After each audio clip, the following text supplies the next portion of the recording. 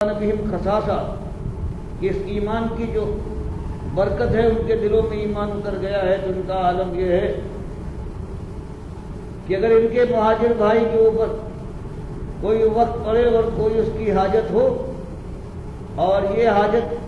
پوری کرنے والے ہوں، حالانکہ یہ خود حاجت مند ہوں، تو مالک فرماتا اپنی حاجت اپنے بال بچوں کی ضرورت پہلے پوری نہیں کریں گے بلکہ اپنے بھائیوں کی ضرورت کو پورا کریں گے، تب کہیں چاہے وہ خصاصہ ہو ان کے پاس، یعنی ان کو تنگی اور پریشانی خود ہو، ایک روٹی کا ٹکڑا مل جائے اور پیٹ کی آگ لگی ہو تو اپنے بال بچوں کی آگ بجھانے کی بجائے اپنے بھائیوں کا خیال کریں گے، ان کے ساتھ کی ساتھ کریں گے۔ فرمایا یہ وہ لوگ ہیں بڑے دل بڑھنے والے ہیں، ان کے اندر نہ بخیلی ہے نہ خود غرضی ہے،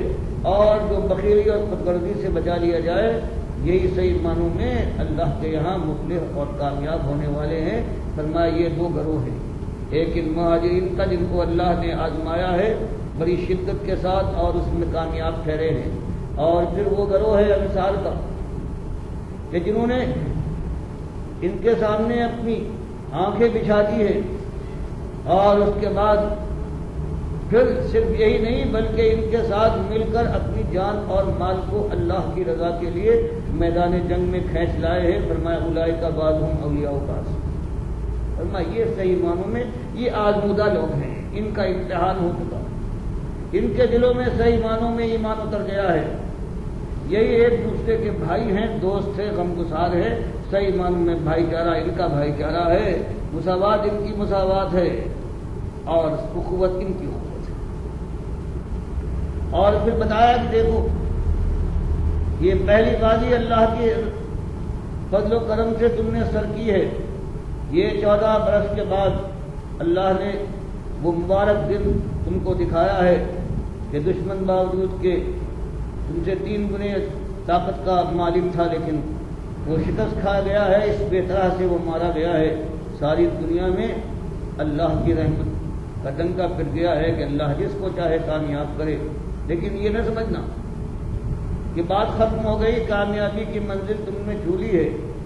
اصلی چیز یہ ہے کہ آخری سانس تک تمہارے سامنے اسی ایمان کی بات کو رہنا چاہیے کہ اللہ کی بندگی کرو گے، اپنے عمل سے ثابت کر کے اللہ کے دین کی دعوت اور تبلیغ اور اس راستے کے اندر جہاد کرتے رہو گے جب تک دم میں دم ہے اور سانسیں آ جا رہی ہیں، ورنہ والذین کفروا، یاد رکھو کہ کفر آسانی کے ساتھ تم کو معاف کرنے والا نہیں ہے، یہ جو اللہ کے دشمن ہیں جن کے اندر ایمان نہیں ہے، چاہے وہ زبان سے بڑے بڑے دعوے کریں ایمانداری کے، اور کسی قوم کسی ملت کے اندر جو شمولیت کا ان کا دعویٰ انتہائی زور و شور کے ساتھ دنیا میں پھیلے، لیکن فرمایا جب ان کا ایمان ان کے اندر نہیں ہے تو اس پر نہ جانا یہ آپس میں ایک ہیں، والذین کفروا، جو کافر ہے بعضهم اولیاء بعض، یہ ایک دوسرے کے دوست ہیں، کفر ان کے اندر مشترک چیز ہے، جیسے مومنوں میں مہاجرین اور انصار کے اندر ایمان مشترک چیز ہے اور اس کی وجہ سے یہ بھائی ہے، اس لیے اور بے ایمانی اور کفر ہے ان کے اندر، یہی قرآن فرماتا ہے کہ دیکھنا کبھی جس کا ایمان صحیح نہیں ہے اس کو اپنا دوست نہ سمجھنا۔ مالک فرماتا ہے وَإِنَّ الظَّالِمِينَ بَعْضُهُمْ أَوْلِيَاءُ بَعْضٍ وَاللَّهُ وَلِيُّ الْمُتَّقِينَ، کہ دیکھو کہ جو ظالم ہیں، جو اللہ کے حق پر دسترازی کرنے والے کافر اور مشرک ہیں، وہ ایک دوسرے کے دوست ہیں، ان پر کبھی اعتماد نہ کرو اور اللہ پر اعتماد کرو، واللہ ولی المتقین، اگر تقوی اور ایمان کی روش پر جمے رہو گے تو تمہارا والی، تمہارا حامی و ناصر، تمہارا مالک ہے اور تم کو سہارا دے گا، تم کو دنیا اور آخرت دونوں میں کامیاب کر دے گا۔ فرمایا والذین کفروا، تو کفار کے ساتھ کوئی تمہاری روح و رعایت ہوگی، کوئی لین دین کا معاملہ نہ ہونا چاہیے، اور وہی روش جو تم نے اختیار کی ہے اس بدر کی جنگ میں وہ برابر جاری رہنا چاہیے، اور الا تفعلوہ، دنیا چاہتی ہے کہ تم غافل ہو جاؤ اور سمجھو کہ تم منزل کو پا گئے ہو، فرمایا نہیں، برابر جمے رہو، الا تفعلوہ، اگر تم نے یہ روش اختیار نہ کی، یہ کام نہ کیا، تکن فتنۃ فی الارض وفساد کبیر، تو اس دنیا کے اندر فتنہ ہی فتنہ ہوگا اللہ کی بجائے، جب شیطان کی حکومت ہو، اس کی فرما برداری کی جائے، اس کے کہے پر چلا جائے، تو اس کے بعد تم جانتے ہو کہ کبھی دنیا کو سکون نہ مل سکے گا، اس دنیا کے اندر بھی، اور اس کے بعد ہمیشہ کی آگ ان کا مسکن بنے گی۔ اس لیے ایمانداروں، آخری حد تک تمہاری آزمائش اور امتحان ہے، اور وہ امتحان اسی کا ہے کہ ایمان کا اقرار تم نے کیا ہے، ایمان کو پاک صاف کرو اور خالص ایمان کو لے کر خلوص نیت کے ساتھ اللہ کی رضا کے حصول کے لیے دین کا مظاہرہ کرو، سچے دین کے تقاضے پورے کرنے کے بعد دعوت حق یہ اٹھاؤ، اور اس راستے کی آزمائشوں کے اندر ثابت قدم رہ کے اگر ہجرت کا موقع اللہ کی توفیق سے آ جائے تو ہجرت کرو، اور اس کے بعد پھر جہاد فی سبیل اللہ کے لیے پوری طرح سے کمر بستہ ہو کر اللہ کے دشمنوں سے جنگ۔ یہ تو ان کا ذکر فرمایا گیا، لیکن یہ چیز کیسی تھی کہ جو خاص مکے کے رہنے والے نہیں بھی تھے، دور دور کے تھے، جس کو اللہ فرماتا ہے رفعنا لک ذکرک، کہ آپ کا ہم نے ذکر بلند کیا ہے اپنی رحمت سے، اتنے آپ کو ساتھی مہیا فرما دیے ہیں جان قربان کرنے والے اللہ کی راہ میں، اور کس طرح سے دشمنوں کے ذریعے سے ہم نے آپ کی بات کو پھیلایا ہے کہ جو آ رہا ہے مکے کے اندر، اور اس حالت میں کہ جب کشمکش ہو رہی ہے تو مکے کے سردار اور ان کے جو تابع دار لوگ ہیں وہ پروپیگنڈے کے لیے لوگوں کے پاس پہنچتے ہیں، کبھی تقریریں کرتے ہیں، کبھی ان سے بات چیت کرتے ہیں کہ دیکھنا ایک شخص یہاں پیدا ہوا ہے، باپ دادا کو بڑا کہتا ہے، ان کے دین کو عیب لگاتا ہے، اس نے ہمارے اندر انتشار پیدا کر دیا ہے، تم دیکھنا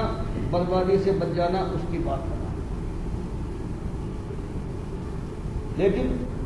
اللہ نے اس بات کو دشمنوں کے ذریعے سے جو بات اللہ چاہتا تھا پہنچے، جو دوستوں کے ذریعے سے نہیں پہنچ سکتی تھی، اس کے لیے اللہ نے یہ انتظام کیا کہ وہ دشمنوں کے ذریعے سے پہنچی ہے، اور آہستہ آہستہ پورے ملک میں جگہ جگہ چرچا ہونے لگا ہے کہ ایسے صاحب پیدا ہوئے ہیں، رسول کہتے، اور اس کے بعد کہتے باپ دادا شرک کے اوپر تھے، اور اللہ کے اوپر ایمان لانے کے بعد توحید کا نعرہ لگائیں اور توحید کے لیے اپنی جان کو، اور پھر وہ جو لوگ آئے ہیں باہر سے، ان کی تربیت کا یہ انداز ہوا ہے کہ جان کی آخری بازی کھیلنے کے لیے بھی وہ سوال کرتے ہیں، اور یہ نبی موسیٰ عبداللہ ابن قیس الاشعری رضی اللہ عنہ، جن کا نام عبداللہ تھا، قیس کے بیٹے تھے، قبیلہ اشعر، جن کے لیے اللہ کے نبی صاحب نے بتایا ہے کہ کیا کہنے، کیسے یہ لوگ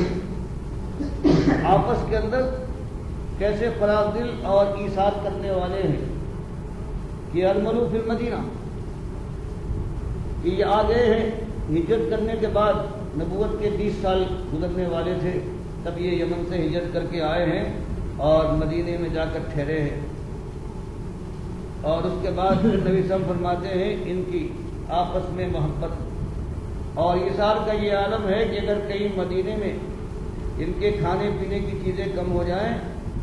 یا یہ لوگ جہاد فی سبیل اللہ میں نکلیں اور وہاں زاد راہ اور کھانے پینے کی چیزیں کم ہو جائیں، تو یہ لوگ آپس میں ایک دوسرے سے کہتے ہیں کہ بھائی جو تمہارے پاس ہے، جس کے پاس جو کچھ ہے سب لا کے ڈال دو، غریب امیر کی کوئی کرو، تمہارا گھر بھرا ہو تو وہ سب لا کے ڈال دو، اور کسی کے پاس ایک مٹھی جو ہے وہ بھی فرمایا کہ وہ سب لوگ ڈال کر جو کچھ ان کے پاس ہوتا ہے وہ لا کر ڈال دیتے ہیں، اور اس کے بعد پھر نفری کے لحاظ سے پورے برابری کے ساتھ ایک پیمانے سے سب کو برابر بانٹ دیا جاتا ہے، کچھ پرواہ نہیں کی جاتی کہ اس نے کچھ ڈالا تھا اس کے اندر ذخیرے میں یا اس سے کچھ نہیں ڈالا تھا۔ انہیں کے مطابق اللہ کے نبی صلی اللہ علیہ وسلم نے یہ فرمایا ہے کہ یہ قرات کر رہے تھے، ایسی ان کی میٹھی آواز تھی کہ آپ نے کہا کہ مزامیر داؤد علیہ السلام میں سے تم کو مزمار ملا، یہ وحدت سے کبھی یہ قرات کریں تو اس طرح سے کہ عمر بن خطاب رضی اللہ تعالیٰ عنہ کے زمانے میں، خلافت کے زمانے میں یہ پہنچ جائیں تو ان سے درخواست کرتے تھے کہ بھائی قرآن کی تلاوت کرو، اور قرآن کی تلاوت ہوتی تھی صحابہ کرام کی دوڑیاں گر جاتی تھیں آنسوؤں سے۔ تو یہ وہ ہے کہ جہاں قاری بھی ہے جن کے لیے